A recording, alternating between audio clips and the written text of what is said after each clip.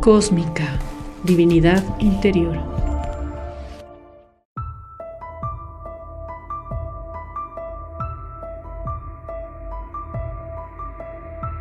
Bestiario cósmico. Capítulo 5. La oscuridad y la redención del vampiro de Buenos Aires. El doctor Federico Plumpe nació el jueves 2 de abril de 1925 en Buenos Aires, capital de la República Argentina, en el seno de una familia alemana que emigró de Murnau, pueblo ubicado a 70 kilómetros al suroeste de Múnich, en la entonces República de Weimar. Si bien demostró ser un superdotado desde temprana edad, también mostró signos de comportamiento antisocial y trastornos mentales, lo que preocupaba a su familia y a los profesores de la escuela.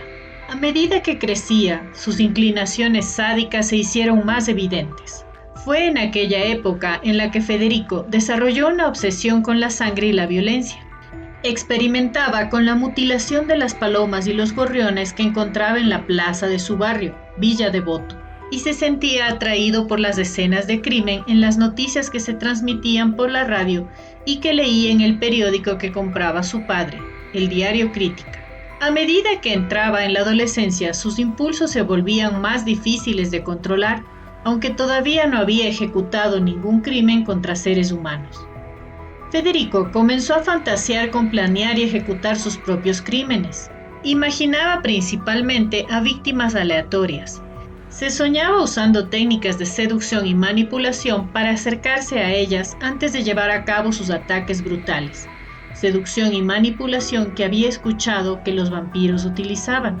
En esas fantasías, Federico encontraba placer en el sufrimiento de sus víctimas al beber la sangre y disfrutando del acto de matar y las sensaciones que lo acompañaban.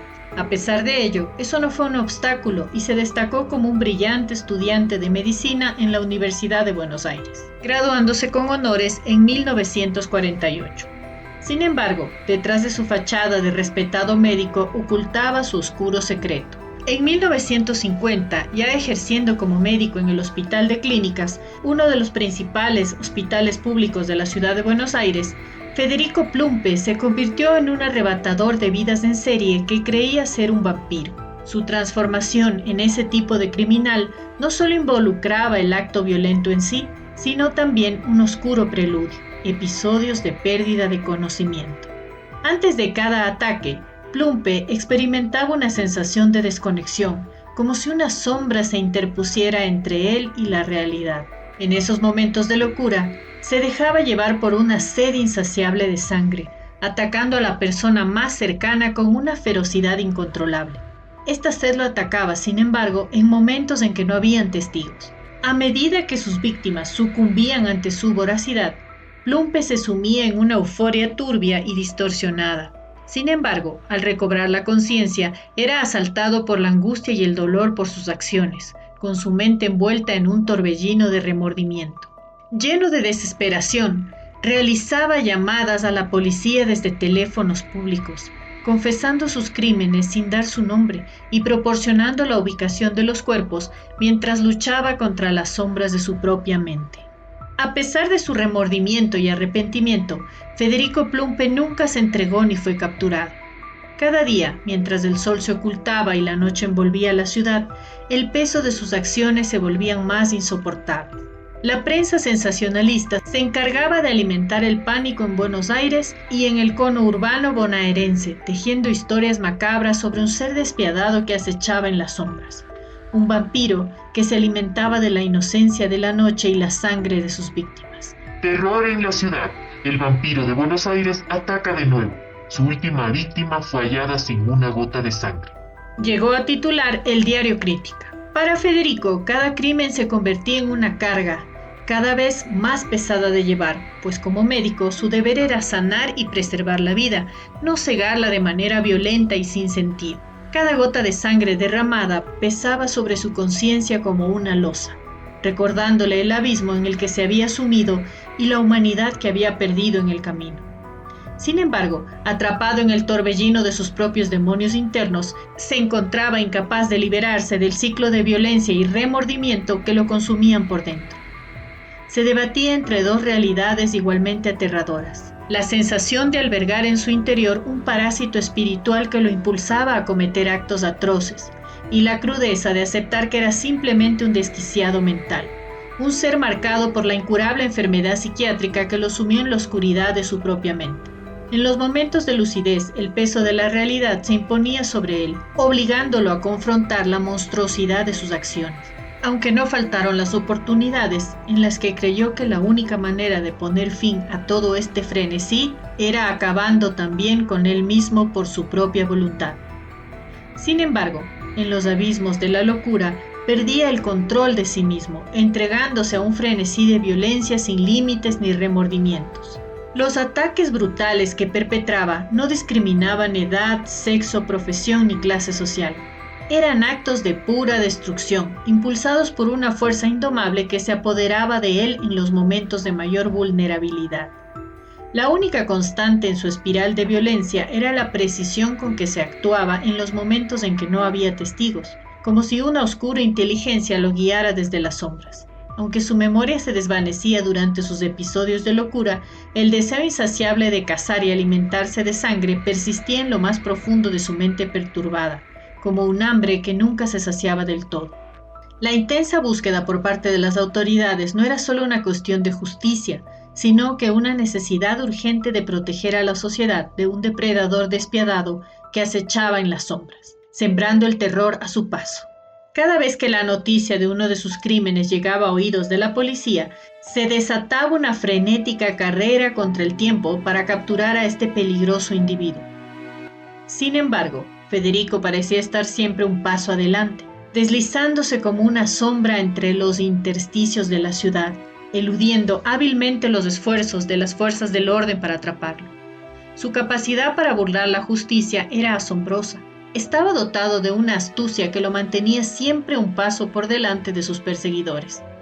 Cada vez que parecía estar a punto de ser capturado, Federico se esfumaba en la oscuridad, dejando tras de sí una estela de caos y confusión que aumentaba el temor en la población. Su reinado del terror se había convertido en una pesadilla interminable para las autoridades, quienes enfrentaban una carrera contra el tiempo para detenerlo antes que pudiera volver a atacar. Mientras Federico siguiera acechando en las sombras, el miedo y la incertidumbre seguirían dominando las calles de la ciudad. Pero Buenos Aires no tenía solamente a un humano que actuaba como un vampiro metafórico, tal como lo habían bautizado los del diario Crítica. Francisco Quispe, el híbrido de vampiro y humano cuya existencia había sido profetizada hacía siglos y que podría derribar al culto de las sombras, llevaba décadas oculto, evitando cuidadosamente cualquier contacto que pudiera revelar su verdadera naturaleza. Desde su huida de México en 1853, había vagado por el mundo, buscando mantenerse alejado de la mirada de aquellos que deseaban descubrir su secreto y de los cazadores de vampiros que lo consideraban una aberración y un peligro para su existencia. Su casa en el barrio porteño de Caballito, en la calle Avellaneda al 1000, era su refugio, su lugar seguro. Sin embargo, al enterarse por las noticias de las atrocidades cometidas por Federico Plumpe, un escalofrío recorrió su ser. Lo invadió un llamado interno que lo instaba a intervenir, a cumplir con su antigua misión de cazar a los criminales más abyectos y proteger a la humanidad de su mal.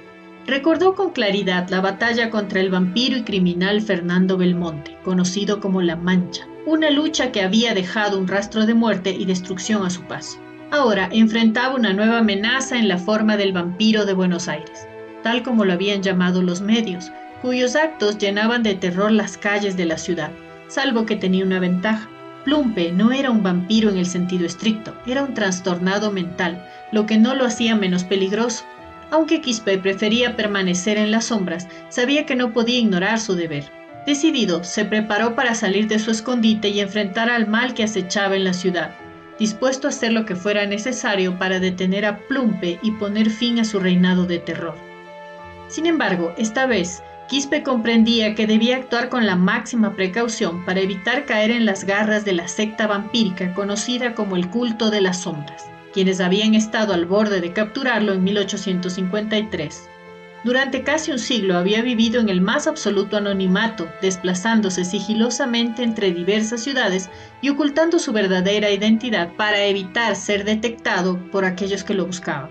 Ahora, con la decisión de detener a Plumpe y poner fin a su reinado de terror, Quispe sabía que cualquier paso en falso podría llevarlo directamente al radar del peligroso culto que tanto temía. Cada movimiento debía ser meticulosamente planeado y ejecutado, cada paso calculado para minimizar el riesgo de ser descubierto por aquellos que lo perseguían con un temor fanático.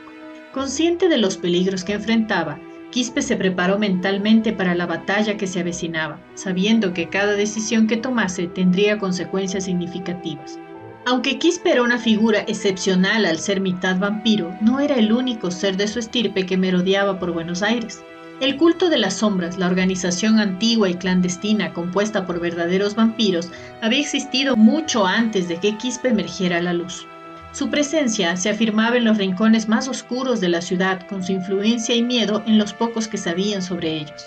Al conocer los sucesos relacionados con Federico Plumpe, Elizabeth Bathory vio una oportunidad de oro para expandir sus dominios. Federico, con sus oscuros impulsos y su potencial como portador de la maldición vampírica, era la pieza perfecta para sus siniestros designios de dominación. Serviría como una distracción, como un señuelo ante las autoridades y la sociedad. Con él en primer plano podía echarle la culpa de las víctimas que ellos mismos habían vaciado de sangre. Decidieron entonces en un plenario llevar a cabo una maquiavélica empresa. Convertir a Plumpe en un verdadero vampiro, un siervo obediente de las sombras, en lugar de simplemente un asesino despiadado. Era la noche del viernes 15 de septiembre de 1950. Plumpe salió de ver una obra de teatro en la avenida Corrientes. Él estaba ajeno al peligro que lo acechaba en la penumbra y fue el comienzo de su descenso hacia la oscuridad. Los seguidores del culto, envueltos en las sombras, lo siguieron sigilosamente por las calles de Buenos Aires. Cuando Plumpe finalmente llegó a su hogar en Villa Devoto y se disponía a salir de su auto, fueron sobre él con una ferocidad inhumana. La condesa sangrienta, junto a Bastet, miraba de lejos del espectáculo. Los miembros del culto, poseídos por un fervor fanático y feroz, sometieron a Plumpe a un violento ataque. Sus colmillos, sedientos de sangre, se hundieron en la carne de Plumpe, arrancándole gritos de agonía que se perdían en la noche. La transformación estaba en marcha, con el oscuro ritual desplegando su poder mientras Plumpe luchaba por mantenerse consciente en medio del tormento. La lucha fue feroz y se libraba en el corazón mismo de Villa Devoto.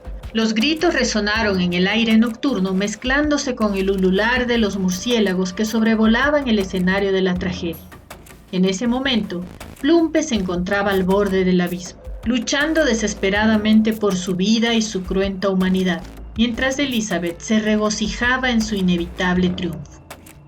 Bajo la oscuridad de la noche y entre aterradores rituales, Plumpe fue transformado en uno de los más peligrosos vampiros. A partir de ese momento, poseyó habilidades sobrenaturales. Podía manipular a los murciélagos a su voluntad, utilizando estas criaturas como armas para atacar físicamente a cualquier persona que lo persiguiera o molestara. Aunque no tenía la capacidad de volar, era capaz de planear deslizándose silenciosamente a través de la oscuridad de la noche en busca de su presa. Ahora, Plumpe había pasado de ser un simple arrebatador de vidas atormentado a ser un vampiro sediento de sangre bajo el siniestro control del culto de las sombras. Con cada latido de su corazón ahora insaciable, Federico Plumpe experimentó una lucha interna como ninguna otra. La sed de sangre ardiente y voraz se agitaba dentro de él, clamando por satisfacción y dominio. Cada fibra de su ser vibraba con el deseo de cazar y alimentarse, de sumergirse en la oscuridad de su nueva existencia vampírica. Sin embargo, en lo más profundo de su ser, persistía una chispa de humanidad, una luz débil pero inextinguible que se negaba a desvanecerse ante la vorágine de sus nuevos instintos. Era el eco de su antigua vida, un recuerdo constante de los horrores que había perpetrado y de las vidas que había cegado. El remordimiento se aferraba a él como una sombra, recordándole constantemente las consecuencias de sus actos. Frente a esta encrucijada, Plumpe se encontraba atrapado en un torbellino de emociones contradictorias. Por un lado, el poder y la liberación que acompañaban a su nueva naturaleza vampírica lo tentaban, susurrándole promesas de fuerza y dominio sobre aquellos que alguna vez lo habían querido enderezar por la fuerza en su juventud, cuando sus pulsiones de sangre comenzaron. Por otro lado, el peso de su conciencia lo arrastraba a la luz, recordándole el costo humano de sus acciones y alimentando su deseo de redención. En esta batalla interna, Plumpe se aferraba desesperadamente a la esperanza de que su humanidad prevaleciera sobre la oscuridad que amenazaba con consumirlo todo, con convertirlo finalmente en algo peor que todo lo malo que había hecho en su vida. Era una lucha desigual, una prueba de voluntad que lo llevaría al límite de su resistencia. Pero mientras la noche envolvía su existencia recién transformada, Plumpe se aferraba a esa chispa de humanidad como un faro en la oscuridad, esperando que fuera suficiente para guiarlo a través de las sombras que amenazaban con engullirlo. En una noche, envuelta en la densa oscuridad de la Buenos Aires de entonces, en ese escenario de sombras y misterio, fue donde Federico Plumpe y Francisco Quispe se encontraron, cada uno llevando consigo su propia carga de luchas internas. Fue en el barrio porteño de Nueva Pompeya. Quispe, con sus siglos de experiencia como híbrido de vampiro y humano, vagaba por la avenida Sáenz a metros del puente Alsina que cruza el riachuelo hacia la localidad bonaerense de Avellaneda. Había recabado pistas y sabía que Plumpe solía ceder a sus tentaciones de sangre en aquella zona. Mientras tanto, Plumpe, recién convertido en vampiro por el siniestro culto de las sombras, luchaba con la dualidad de su nueva naturaleza. La sed de sangre que lo consumía y el remordimiento que aún latía en lo más profundo de su ser. Fue en un cruce en la esquina de la calle Mom y avenida Sáenz, iluminado solo por la luz pálida de la luna, donde sus caminos finalmente se cruzaron. Quispe lo reconoció de los diarios, donde su foto había aparecido como la de un sospechoso en medio de sus crímenes. Plumpe, en cambio, no sabía quién era aquel otro, pero temió sin saber por qué. Quispe se había prometido que en caso de encontrarlo debía vaciarlo de sangre. Pero un vampiro puede sentir a otro de su especie, y el híbrido no solo supo que aquel no era un muerto, sino que también estaba preso del miedo. Plumpe entonces también pudo sentir al otro como vampiro y decidió rendirse, harto de su anterior vida humana llena de crímenes que no podía controlar, y esta existencia vampírica en la que tampoco podría controlar su sed de sangre. Era una vida sin control y por ende sin sentido. No dude en hacer lo que tiene que hacer. Borre de la existencia este desgraciado enfermo mental transformado en vampiro, dijo Plumpe, arrodillándose sobre los adoquines entre el olor a podredumbre del cercano riachuelo. Fue entonces, en medio de la noche envuelta en la densa oscuridad de Nueva Pompeya, donde Francisco Quispe vio en Federico Plumpe una oportunidad única para redimirlo y otorgarle un propósito mayor en su vida vampírica. Plumpe había renunciado a toda resistencia, rendido ante el peso abrumador de su existencia sin control ni sentido.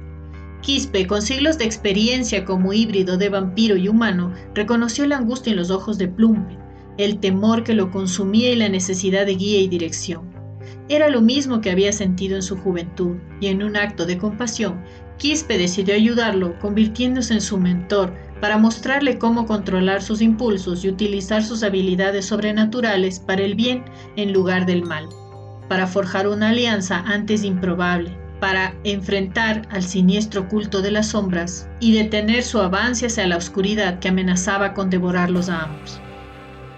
Levántese. Nadie sobre este suelo es culpable de estar enfermo, incluso habiendo hecho lo que usted hizo.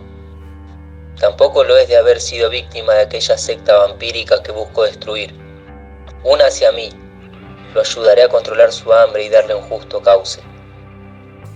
Desde el sótano de la casa de Quispe en Caballito, Quispe ayudó a su reclutado vampiro a contener su sed de sangre y a encauzarla. Las ratas eran una forma poco higiénica pero efectiva de saciar aquella sed y transicionar a cazar solamente a aquellos que se lo merecían. Fueron meses en los que hubo dificultades, pero el entrenamiento dio sus frutos. Ahora, ambos buscaban venganza contra la secta de los vampiros. Cada paso que daban para lograrlo era un avance hacia el peligro. El culto acechaba en cada sombra con su influencia retorcida sobre la ciudad. Sin embargo, Quispe y Plumpe se aferraban a su disciplina, maestro y seguidor. Con cada victoria sobre los seguidores del culto, la alianza entre Quispe y Plumpe se fortalecía, alimentada por la camaradería nacida en la lucha y el deseo compartido de proteger a la humanidad. A pesar de los peligros que enfrentaban y las sombras que amenazaban con engullirlos, se aferraban a la esperanza de un mundo liberado del yugo del culto de las sombras, donde la paz y la seguridad reinaban una vez más. Estas batallas se convirtieron en episodios épicos de valor y sacrificio. La primera victoria ocurrió en un callejón oscuro del barrio de San Telmo, el pasaje 5 de julio, donde lograron desbaratar un ritual siniestro que amenazaba con invocar a Lilith, la primera vampiresa. Superando los embates de los acólitos del culto, Quispe y Plumpe lograron destruir el altar profano y dispersar las sombras malignas que se cernían sobre el lugar. La segunda victoria fue en un enfrentamiento directo en el túnel de la línea A del subterráneo de la ciudad, entre las estaciones Loria y Castro Barrios, en el barrio de Almagro, donde se enfrentaron a una horda de vampiros convertidos por el culto. En una lucha desesperada, Quispe y Plumpe demostraron su valentía y habilidad sobrenatural al derrotar a sus enemigos uno por uno, con destreza y determinación. La tercera victoria tuvo lugar en una casona abandonada en las afueras de la localidad de Adrogué, en el sur del conurbano bonaerense, donde descubrieron un laboratorio clandestino del culto en el que se realizaban experimentos oscuros con humanos. Liberando a los cautivos y destruyendo el laboratorio, Quispe y Plumpe frustraron los planes del culto de ampliar su influencia mediante la creación de una nueva raza de seres híbridos que pudiera caminar bajo el sol y estuvieran fuera de la profecía. Con cada derrota, Elizabeth Bathory bramaba en el cuartel general del centro de la ciudad. Escuchen todos y cada uno de ustedes, porque hoy la ira me consume y arde en mi corazón como un fuego implacable. Nos dicen que el miedo es más justo que la ira, pero ¿qué saben ellos? ¡Nada! La ira es nuestra respuesta, nuestro grito. ¡Venganza! ¡Nuestra venganza! Sí, la ira es una locura de larga duración. Una furia que se niega a ser aplacada, que no se calma ni con la lluvia de la piedad. La ira nos impulsa, nos da fuerza, nos enciende el alma. Es en la ira donde encontramos nuestra más pura sinceridad, donde somos más verdaderos que en la calma apática y falsa. Nos advierten que una ira prolongada engendra odio, pero es el odio lo que nos mantiene vivos, lo que nos da propósito en medio de este caos que estamos viviendo. Somos más sinceros cuando estamos iracundos, más auténticos en nuestra furia. Dicen que la ira de una mujer sufrida es peligrosa y con razón deben temerme, sobre todo liderando a este culto. Porque esa ira es la voz, es el grito de siglos que cuando se desata, no hay fuerza que pueda detenerla. Nos dicen que la ira es un caballo fogoso que se agota pronto, pues que se agote, pero en su carrera destruirá todo a su paso, arrasará con nuestros enemigos. Nos ofrecen la opción de aplacar nuestra ira para vivir una vida quieta, pero nosotros no queremos una vida quieta. Queremos una vida de lucha, de justicia, de venganza contra aquellos que nos pisotearon. Así que levántense, que la ira sea nuestra arma, nuestro estandarte, nuestra fuerza imparable. Porque solo a través de la ira encontraremos la justicia que nos ha sido negada por tanto tiempo. ¡Acaben con esos malditos! Cada una de esas victorias socavó en la estructura del culto, minando su poder y desbaratando sus planes malévolos. Sin embargo, sabían que la batalla final aún estaba por venir y que el culto no se rendiría fácilmente ante lo que ellos representaban. El culto de las sombras, frustrado por su fracaso en convertir a Plumpe en un peón obediente y lleno de furia ante las maniobras del dúo vampírico rebelde, intensificó su búsqueda. Con casi cada esquina vigilada y cada sombra infestada por sus ojos, el peligro acechaba en cada paso que daban los renegados. Juntos, Quispe y Plumpe enfrentaban una serie de retos que desafiaban la lógica humana y develaban la profundidad de la oscuridad que acechaba en la noche. Cada encuentro con los seguidores del culto de las sombras era una prueba de fuego, un enfrentamiento mortal donde la astucia y la fuerza sobrenatural se encontraban en un baile mortal. Los seguidores del culto, imbuidos con poderes oscuros y fanatismo, representaban una amenaza constante para Quispe y Plumpe. Sin embargo, con habilidades sobrenaturales y las estrategias excelentemente planeadas, lograron superar estos enfrentamientos, aunque no sin sufrir heridas en el camino. Todo eso era visto por Elizabeth a través de Bastet, que era sus ojos en la distancia. También realizaron incursiones audaces en los templos secretos del culto. Adentrarse en los templos secretos del culto de las sombras era adentrarse en la oscuridad misma. Cada incursión requería coraje y valentía, ya que estaban rodeados de trampas mortales y seguidores fanáticos dispuestos a sacrificar sus vidas en nombre de sus causas retorcidas. Quispe y Plumpe desafiaron el poder del culto en su propio terreno. Las luchas contra los demonios internos de Plumpe fueron terribles. Para él, el mayor desafío residía dentro de sí mismo. La lucha contra sus propios demonios internos, alimentados por su reciente transformación en vampiro y su oscuro pasado como criminal en serie, representaba una batalla constante. En esos momentos de debilidad encontraba en Quispe no solo un mentor, sino también un amigo que lo ayudaba a mantenerse firme en su propósito. Pero el culto de las sombras era una fuerza oscura e implacable, arraigada en la oscuridad más profunda de la sociedad y alimentada por una sed insaciable de poder. Sus recursos parecían infinitos, se extendían como tentáculos en todas direcciones, infiltrando cada aspecto del mundo humano con su influencia retorcida.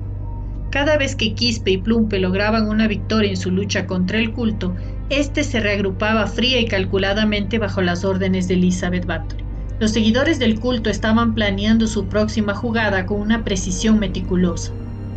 Desde las sombras, manipulaban los hilos del destino, aprovechando la oscuridad y el caos para avanzar en su retorcida agenda de control de las sociedades de las sombras. Para Quispe y Plumpe, enfrentarse al culto era como luchar contra una marea implacable que amenazaba con engullirlos en cualquier momento.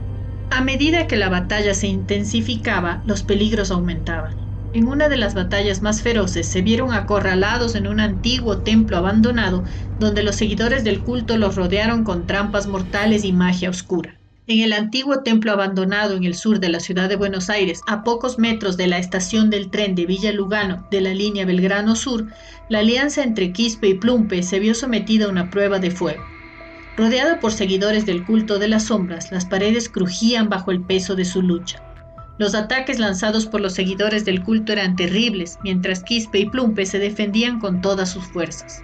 El estruendo de la batalla resonaba en los oscuros pasillos del templo. Cada golpe y hechizo lanzado parecían desafiar la estructura del edificio. Quispe y Plumpe luchaban con ferocidad, con movimientos coordinados como si fueran uno solo, pero el número de enemigos parecía interminable. En medio del caos, Quispe se encontró atrapado bajo un derrumbe parcial, luchando por liberarse, mientras Plumpe luchaba a su lado, defendiéndose de los ataques de los enemigos. Con un esfuerzo sobrehumano, Quispe logró liberarse y juntos redoblaron su ataque contra los seguidores del culto. La batalla parecía no tener fin, pero, con un último esfuerzo concentrado, Quispe y Plumpe lograron derrotar a los últimos seguidores del culto que quedaban en pie. El silencio cayó sobre el templo abandonado, roto solo por la pesada respiración de los dos guerreros agotados. Se hacía más evidente la oscuridad que enfrentaban. Cuando la lucha entre los que buscaban venganza y el culto de las sombras se acercaba a su clímax, Plumpe y Quispe se encontraron en el epicentro de una tormenta sobrenatural. El aire vibraba con la energía oscura del culto de las sombras, su presencia palpable en cada rincón, en cada sombra retorcida por su influencia maligna. Por uno de los últimos sobrevivientes de la batalla en el templo de Villa Lugano, supieron que el culto de las sombras desató su arma más temida, una entidad ancestral y vampírica llamada Lily, la primera esposa de Adán, la expulsada con los demonios, la primera vampira de la historia, un ser de la noche que emergiría de las sombras del lugar donde se emplazaría el Autódromo de Buenos Aires con sed de caos y dominio. Aquella que había dotado de poder a Elizabeth Bathory ahora se había hecho presente. Después de recibir la información crucial sobre Lilith y acabar con el último sobreviviente, Quispe y Plumpe se apresuraron a salir de la casona de Villa Lugano.